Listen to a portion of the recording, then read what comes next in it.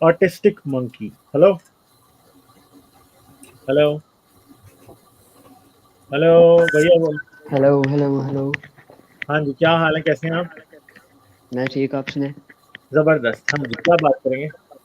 वो मैंने पूछना था कि नाइलिज्म अल्टीमेट रियलिटी है।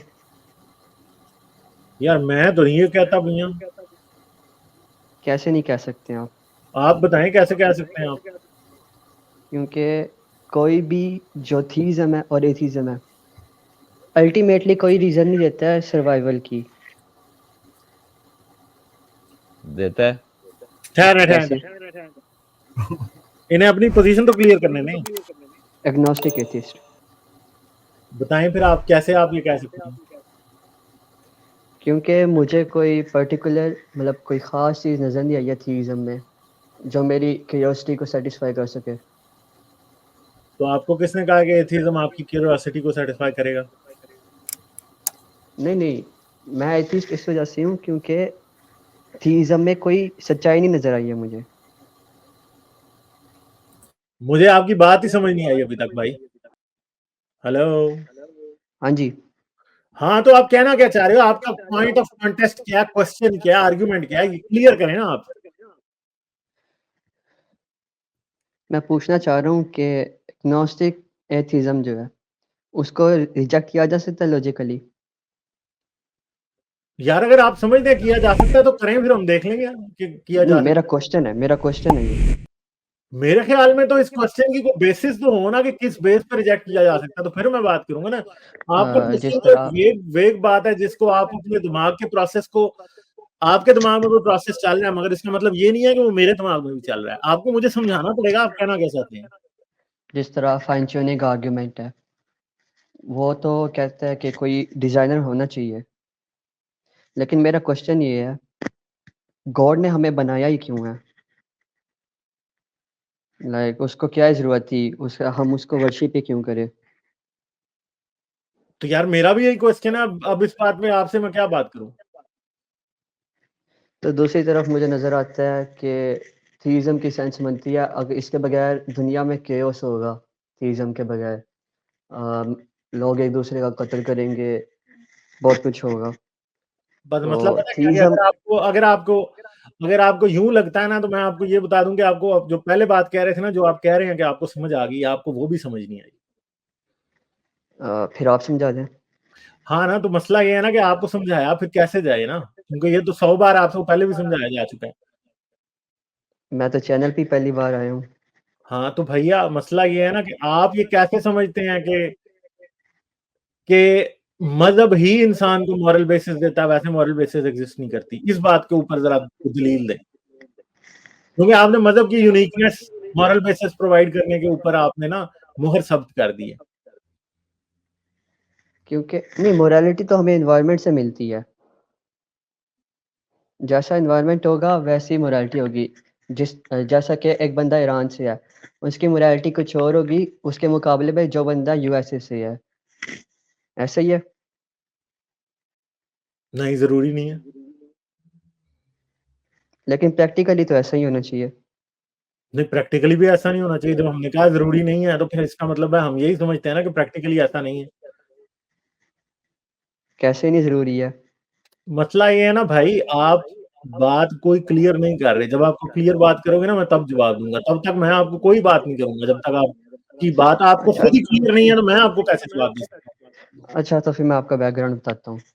मेरी उम्र 16 साल है। मुझे कोई पाथ नज़र नहीं आ रहा है, कोई रास्ता नज़र नहीं आ रहा है। तो मैं सही रास्ते ढूंढने की कोशिश कर रहा हूँ, इसलिए मैं इधर आया हूँ। हूँ। किताबें कितनी पढ़ते हो?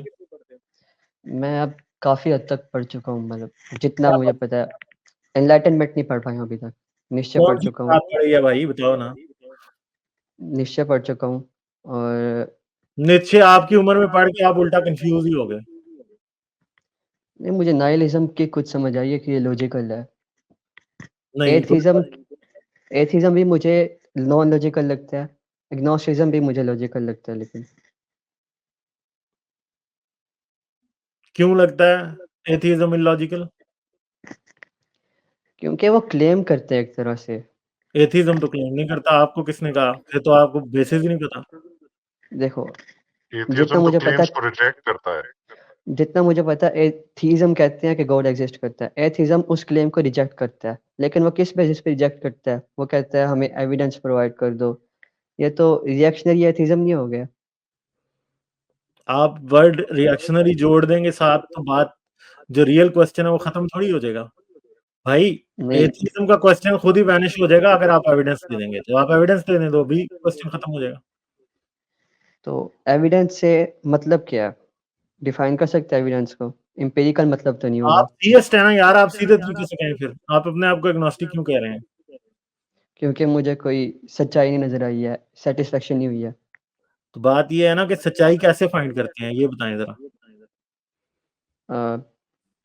किसी तरह सेटिस्फेक्शन मिल जाए, लॉजिकल आर्गुमेंट, रीजनिंग मिल जाए। सेटिस्फेक्शन थोड़ी होती है, आप कैसी बच्चों वाली बातें कर रहे हो? सच्चाई कैसे फाइंड करते हैं ये बताएं। सच्चाई कैसे फाइंड करते हैं? मेरे ख्याल से हमें मिल ही नहीं सकती है, क्योंकि वो हमारी सेंसेस से बियॉन्ड होगा। आप कह रहे हो कि आप एग्नोस्टिक हो मगर आप हो थीस्ट। आप डॉगमेटिक बातें कर रहे हो, ये डॉगमेटिक बात है, ये तो डॉगमा जो आप कर रहे हो। नहीं, एग्नोस्टिक में थियस्ट भी हो जाना नो प्रॉब्लम है, एज लॉन्ग एज उनको अपना वो किसी मजहब को अपना टच नहीं कर रहे हैं तो ठीक है ना। वो तो वो थीज्म ही हो जाएगी, हो गई हो अपना ऑलमोस्ट बन जाती है ना 80%। तो अभी बच्चे हैं हाजी भाई, इनको पहले जरा ये बात करने देना, इनको ट्रूथ की का मीनिंग नहीं पता असल में। जो मेन क्वेश्चन है ना, इनके कॉन्सेप्ट इसलिए खराब है, इनको ट्रूथ का मीनिंग। चलो फिर आप बता दें, नहीं तो चले ना, अब मैं जानना तो चाहता हूँ ना कि आपकी नजर में ट्रूथ है कि आप जरा एक्सप्लेन तो करें। ट्रूथ मेरी नजर में मुझे खुद नहीं पता है। हाँ तो यही तो मैं कह रहा था ना, आपको नहीं पता ट्रूथ। मियाँ ट्रूथ जो होता है ना, ये लैंग्वेज की प्रॉपर्टी है, ठीक है। ट्रूथ लैंग्वेज की प्रॉपर्टी है। ट्रूथ, ट्रू और फॉल्स जो है ना, वो स्टेटमेंट्स होती हैं, ठीक है। और स्टेटमेंट ट्रू और फॉल्स किस बेस पे होती है कि आप किसी चीज को एक्सप्लेन करें और आप उस चीज को सही तरीके से एक्सप्लेन करें। और रियलिटी यानी आप एक रियलिटी की एक प्रॉपर्टी को एक्सप्लेन करते हैं और आप उसे एक्यूरेटली एक्सप्लेन करते हैं। स्टेटमेंट्स को फिर कैसे चेक किया जाता है? स्टेटमेंट को देखा जाता है कि ऑन ग्राउंड वो एग्जिस्ट करती है कि नहीं, ठीक है। जैसे अब एक बात कहेंगे, मैं एक बात करूं कि अफ्रीका में 1000 फुट ऊंचे दरख्त उगते हैं, ठीक है। इस चीज को देखने के लिए फिर हम क्या करेंगे? जो शख्स ये कहेगा ना कि 1000 फुट ऊंचे दरख्त उगते हैं अफ्रीका में, उसको वो दरख्त हमें दिखाना पड़ेगा। अगर तो वो दरख्त हमें दिखा देता है तो इसका मतलब है उसने उस दरख्त को देखने के बाद हमें बताया है कि वो दरख्त एग्जिस्ट करता है। अगर वाकई उसने सच बताया होगा, एक्यूरेटली बताया होगा, तो वो दरख्त हमें 1000 फुट ऊंचा मिल जाएगा, तो वो बंदा सच्चा हो जाएगा, बात सच्ची हो जाएगी। अगर हमें 1000 फुट ऊंचा दरख्त नहीं मिलेगा और वो नहीं दिखा पाएगा हमें, तो वो झूठा होगा और उसकी बात होगी। तो प्रॉब्लम ये है, बर्डन ऑफ प्रूफ की बात कर रहे हैं आप। चुप चुप चुप, बोलना नहीं अभी, ठीक है। ठीक है, खुद नहीं दिखानी। जो कंसेप्ट आपको नहीं समझ ना, मैं उसको आपको समझा रहा हूँ, तो सीखें। समझ गए बात? ठीक है, बोले आप। समझ गए? तो बात बड़ी सिंपल है कि ट्रूथ जो होता है वो रियलिटी की एक्यूरेट एक्सप्लेनेशन होता है, डिस्क्रिप्शन होता है रियलिटी, ठीक है।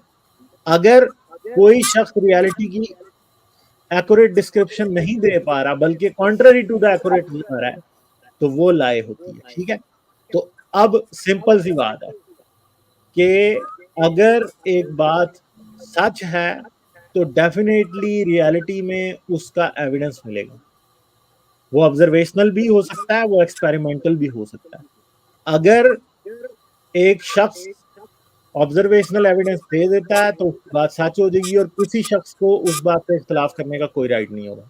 इतनी सी सिंपल सी बात है। एथीज्म का मसला ये है कि एथीज्म तो कोई क्लेम ही नहीं कर रहा ना। एथीज्म तो ये कह रहा है कि यार जो क्लेम तुम कर रहे हो, ठीक है, तुम उसका हमें एविडेंस दे दो। अगर नहीं तुम एविडेंस देते तो हम तुम्हारी बात नहीं मानते। मगर रिलीजियस लोग क्योंकि वो इतना ज्यादा अपनी दुनिया में पागल होते हैं कि वो ये समझते हैं कि यार अभी एविडेंस इनको देना है, मुझे नहीं देना, ठीक है।